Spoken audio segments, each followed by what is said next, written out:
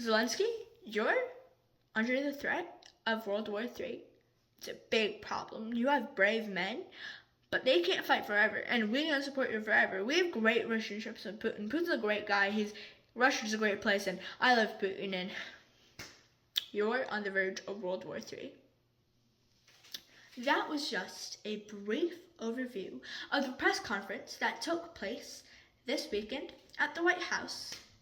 Over the course of the event, they discussed their plans for the Russian and Ukrainian war, as well as how much the Ukrainian president must be thankful to the United States for its endless support and diplomacy. This was just one of the very controversial moves that Donald Trump has played so far.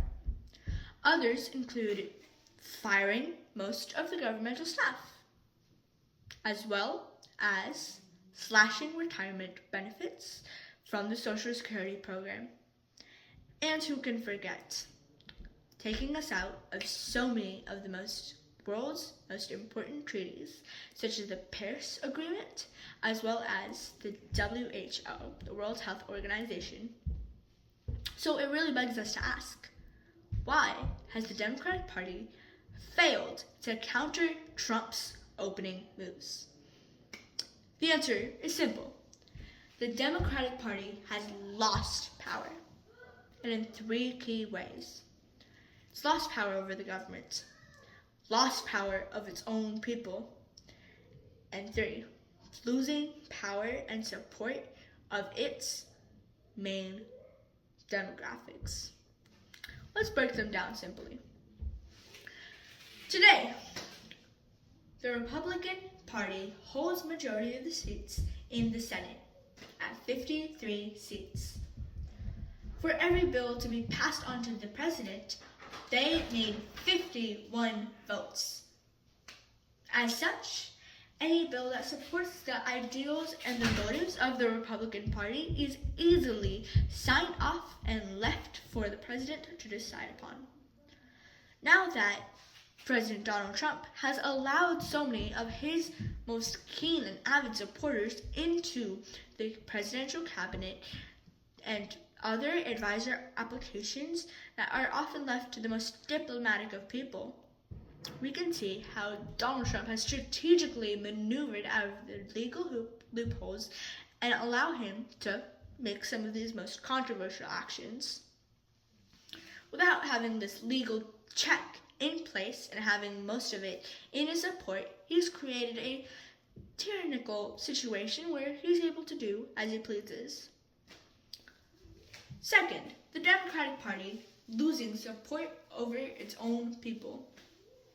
An example of this is how over the course of President Biden's administration, he only signed an average of 41 executive orders per year, as compared to Donald Trump's of 55 per year.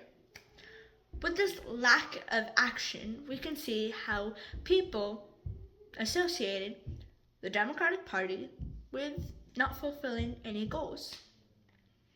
While President Biden had some goals, we often saw how those impacted those of the middle classes and other economic groups.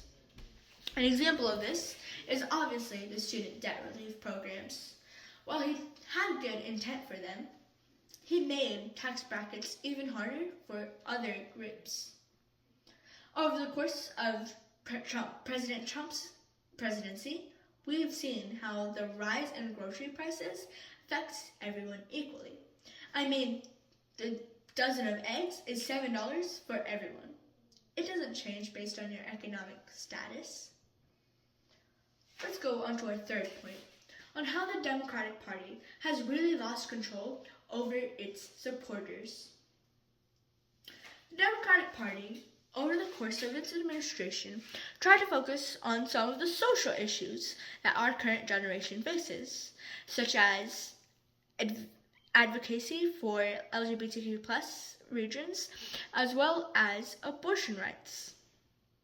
As such, they forgot to look at the social and economic programs and issues that people really wanted to focus on.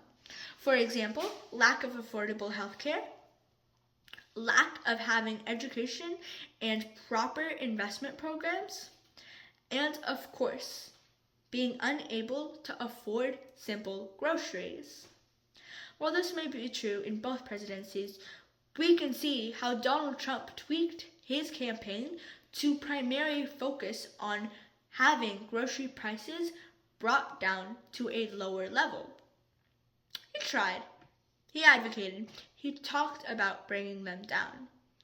He hasn't brought them yet, but it's only been 2 months. If we give it some more time, hopefully we can see a reduction in prices, especially considering that Donald Trump was supported by many of these donors who are in charge of some of these industries. Regardless of Donald Trump's campaign, we've seen how the Democratic Party had shot itself in its foot and made sure that it was lost on all three values: the government, itself, and its supporters. What may be a solution to this problem? Well, 1, start at the basic level. Start connecting with those who have been affected by Donald Trump's presidency. A great example would be those at the low socioeconomic level. As is now, they are not able to afford any of the grocery prices. So, start your next campaign by talking about how you would effectively tackle these. Go on to the next step. Show programs and show efforts taken in places where the Democratic Party leads. Examples include liberal states such as California, Washington, even Oregon. And finally, when you show levels of progression and improvement, you can gain seats in the Senate and House of Representatives.